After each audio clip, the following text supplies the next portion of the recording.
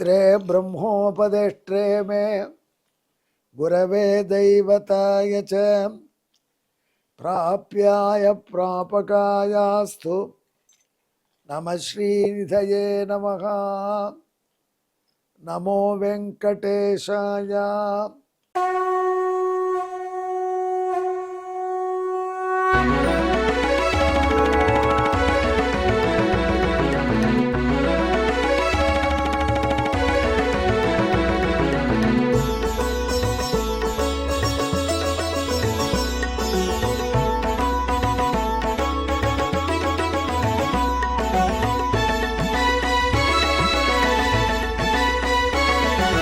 सहस्रनामं सहस्रनामं श्रीवेङ्कटेश सहस्रनामं सहस्रनामं सहस्रनामं श्रीवेङ्कटेश सहस्रनामम्।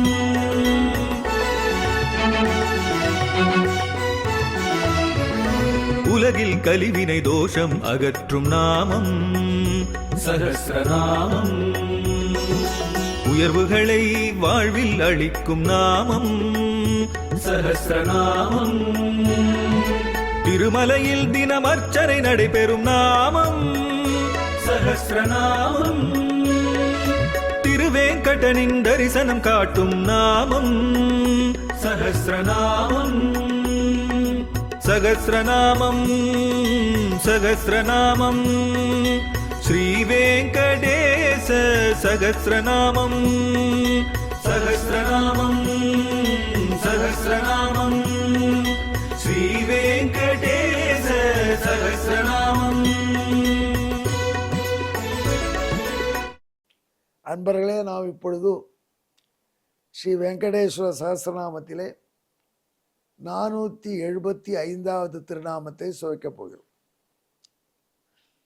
இந்த திருநாமம் நிஷ்கிரியகா என்பது.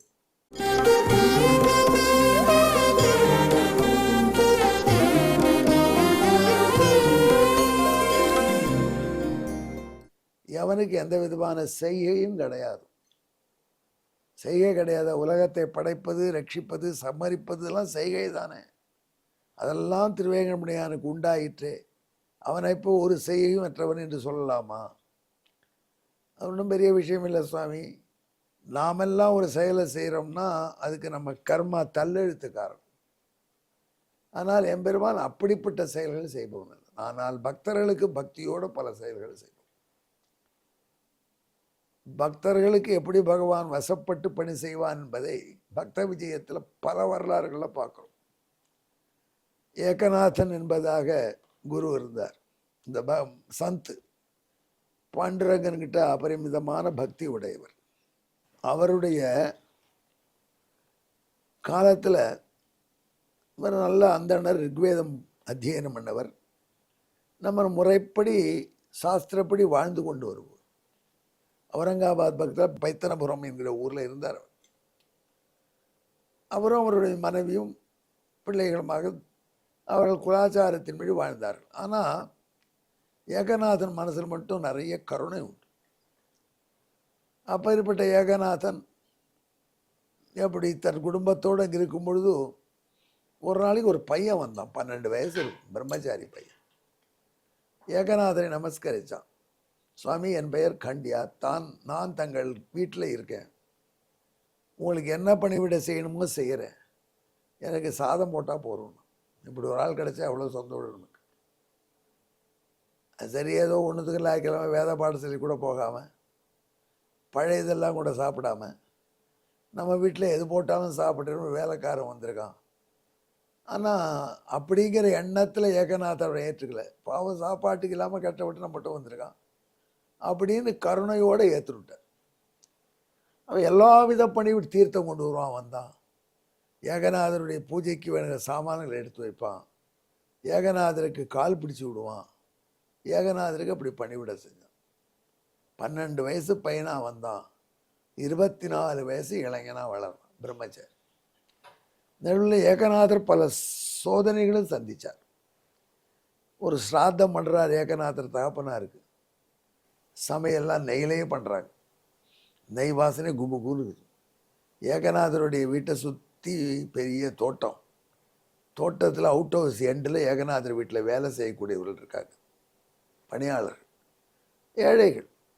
அந்த பணியாளருடைய மனைவி குழந்தை கேட்குறது, அம்மா ஒரே மனமாக நெய் மனம் வீசுறது, சமையலிருந்து என்ன பண்ணுறாங்க பட்சணம், நம்ம சாப்பிட்டது இல்லையா அந்த மாதிரி பட்சணம், சாப்பிட்டா நல்லா இருக்குமே அப்படி பசியினால் கேட்குறது. அந்த சமயத்தில் அதெல்லாம் கேட்கக்கூடாது, திதி பண்ணுறாங்க, கொடுக்க மாட்டாங்க, அது நமக்கு கொடுக்கவே மாட்டாங்க, திதி ஆனப்புறம் கூட அந்த பொருள் நமக்கு தரமாட்டாங்க. ஏகநாதர் நமக்கு எவ்வளோ சாதம் கொடுக்குறார், இன்றைக்கி அவர் வீட்டு திதியில் கொடுக்க மாட்டார், அதனால கொஞ்சம் தொந்தரவு பண்ணாதேன்னு பையனை தாய் சொல்லிட்டு இருக்கா. அந்த பக்கமாக ஏகநாதரே வந்துட்டார். அந்த மாதிரி நெய்மணக்க கூட பட்சணம் இது வரைக்கும் சாப்பிடாத ஏழைகள் இவர். அதனால் இவர்கள் இது கொடுத்துட்டு நாம் மறுபடியும் ஸ்நானம் பண்ணி இன்னொரு சமையல் பண்ணிட்டா சரியா போகும் என்று கூட்டார். அந்த பையனை கூட்டி வளர சாப்பாடு கொடுத்துட்டு விட்டார். நெய்யில் பண்ண அதிரசம், நெய்யில் பண்ண தென்குழெல்லாம் சாப்பிட்டுட்டு, ஆஹா இது மாதிரி லைஃப்பில் சாப்பிட்டதுலேருந்து ஏழைகள் போனார்கள். மறுபடியும் வீட்டை பெருக்கி புண்ணியாவச்சனம் பண்ணி சாஸ்திரப்படி ஸ்தலிகை சமையல் தொடங்கியது. எல்லாம் கண்டியாக தான் பண்ணுறான் மக்களும். சமையல் நடந்துட்டுருக்கு. இந்த விஷயம் ஊரில் எல்லாருக்கும் தெரிஞ்சு போயிடுது. திதி என்று ரொம்ப தாழ்ந்த ஜாதி மக்களுக்கு நம்ம ஏகநாதர் உணவு போட்டார் அப்படிங்கிற விஷயம் தெரிஞ்சுது. அதனால் எப்பொழுதும் நம்ம மக்களை தான் தெரியுமே, சான்ஸ் கிடச்சா உடனே என்ன பண்ணுவாங்க, எப்பாந்துருவாங்களே. அதனால் அவங்க என்ன பண்ணாங்க, ஓடி வந்து ஏகநாதர்கிட்ட சொன்னாங்க, ஐயா உங்கள் வீட்டில் நாங்கள் திதியும் பொழுது தாழ்ந்த மக்களுக்கு நீங்கள் உணவு கொடுத்ததுனால உங்கள் வீட்டில் நாங்கள் சாப்பிட மாட்டோம், இன்றைக்கி உன் திதிக்கு நட்டம் தான், நீ கங்கையில் போய் ஸ்நானம் பண்ணிட்டு வந்து அதற்கப்புறம் திதி பண்ண வேண்டியதுதான் என்று சொன்னார். காண்டியாவை கேட்டார் ஏகநாதர், என்னப்பா இப்படி சொல்கிறாங்களே. காண்டியா சொன்னான், நீங்கள் எது கங்கைக்கு போக வேண்டாம், உங்கேயும் போக வேண்டாம், உங்கள் உள்ளம் நல்ல உள்ளம், அந்த உள்ளத்தில் எல்லாம் நன்னா தான் நடக்கும், நீங்கள் பாட்டு பண்ணுங்க. இவங்க வரல, வேற ஆள் வரான். வேற ஆள் வருவாப்பா அப்படின்னு காண்டியா கேட்டான். ஒரு கால் காண்டியாவே உட்காந்து வச்சு அவருக்கே போட்டுடலாம், அவனும் அந்த இடம் தானே அப்படின்னு நினச்சார் ஏகநாதர். ஆனால் காண்டியா சொன்னால் கவலைப்படாதீங்க, யார் பாருங்கன்னா வந்து பார்த்தா கரெக்டாக எல்லாம் ரெடியாக எடுத்து பூஜை தொடங்குங்கிறான். தொடங்கரிச்சு அங்கேருந்து 3 அந்த இடங்கள் வந்தார்.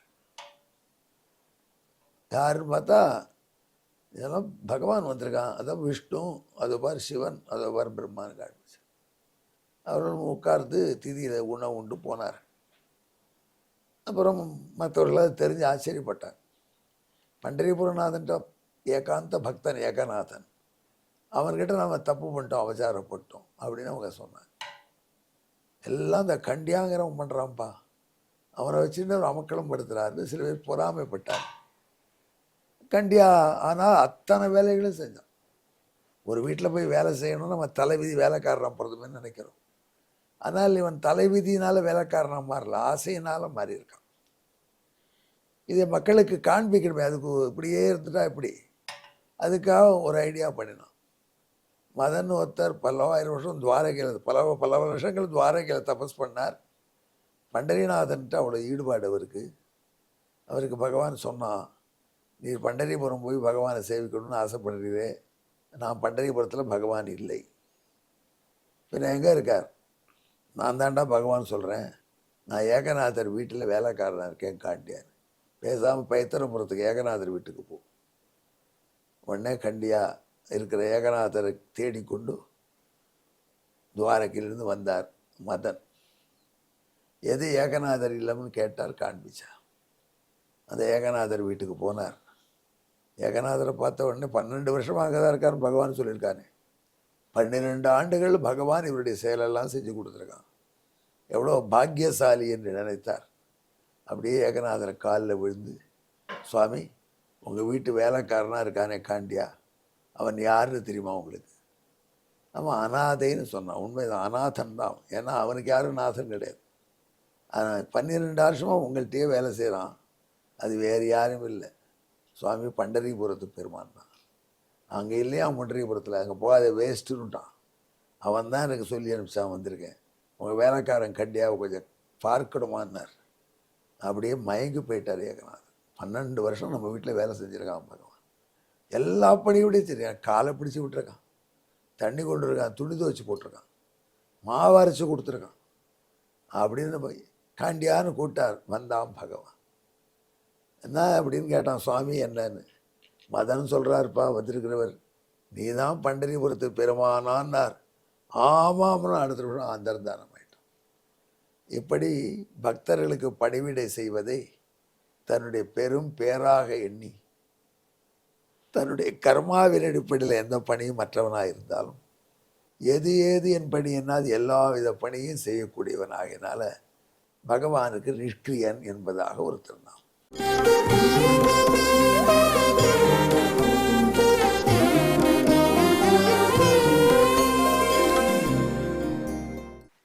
यस्य क्रिया कापि न कर्म जाता भक्तार्थमेवात करोति कृत्यम स एकनाथस्य च सेवको भूत स निष्क्रियो வெங்கடசைலநாத. இதற்கான தமிழை கெடுகள். ஏதும் செயல்கள் வினைப்பயனால் செய்ய வேண்டா என்றாலும் தான் ஏகநாதன் இல்லத்து காண்டியா ஆகி ஏவல் செய்வான் என்பதனால் நிஷ்கிரியன் என்றே பெயர் பெற்றானே. இப்படி நிஷ்கிரியன் என்று அவனுக்கு பெயர் வந்தது. அவனை பார்த்து வேதங்களும் அப்படித்தான் நிஷ்கிரியன்னு சொல்கிறது. அந்த நிஷ்கிரியன் என்பதற்கெல்லாம் என்ன அர்த்தம் சொல்கிறோம்? யார் ஒருத்தன் தன்னுடைய பூர்வ ஜென்ம கர்மாவினாலே உந்தப்பட்டு மேலே செயல்களை செய்கிறோம் அவனுக்கு கிரியாவான்னு சொல்கிறோம். நாம் செய்கிற செயலெல்லாம் நம்ம பழைய வாசனையினால் வருது. ஆனால் பகவானுக்கு அப்பேற்பட்ட கர்மா எதுவும் கிடையாது. அவனுடைய சங்கல்பத்தினால தான் இப்படி சர்வெண்ட்டாக வேஷம் போடுறான். இப்படி சர்வெண்ட்டாக வேஷம் போடுறான். கர்மாவின் அடிப்படையிலான செயல்கள் அற்றவனாய் தன்னுடைய அருளின் அடிப்படையினால் செயல்களை லீலைகளை செய்து பக்தர்களுக்கு பணிவிடை செய்து இன்புறுகிறான் என்பதனால பகவானுக்கு நிஷ்கிரியன் என்று சொல்லலாம். எங்கே என்னுடன் கலந்து செபியுங்கள். நிஷ்கிரியாய நமஹா. நமோ வெங்கடேசாயா. வேங்கடத்துறைவார்க்கு நம. நன்றி, வணக்கம்.